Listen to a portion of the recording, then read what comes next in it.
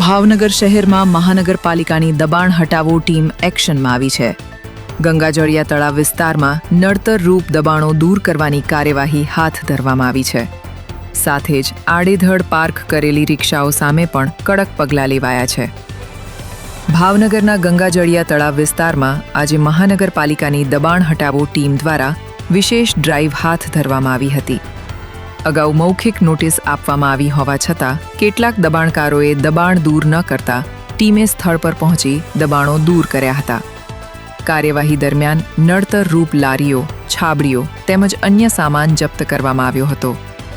સાથે સાથે તળાવ આસપાસ આડેધડ પાર્ક કરેલી રિક્ષાઓને લોકમારી દંડ વસૂલવાની કાર્યવાહી પણ કરવામાં આવી હતી. મહાનગરપાલિકાના કમિશનરના નિર્દેશ મુજબ શહેરમાં ટૂંક સમયમાં ઇલેક્ટ્રિક બસ સેવા શરૂ થવાની હોવાથી બસ રૂટ પર આવતા તમામ દબાણો દૂર કરવા ખાસ અભિયાન શરૂ કરવામાં આવ્યું છે. ઇલેક્ટ્રિક બસના રૂટ પર કોઈ પણ પ્રકારનું દબાણ નહીં રહે તે માટે કાર્યવાહી કરવામાં આવી રહી છે. અગાઉ નોટિસ આપવામાં આવી હતી.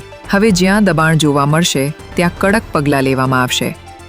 આ અભિયાન યથાવત રહેશે. મહાનગરપાલિકા દ્વારા માહિતી આપવામાં આવી છે.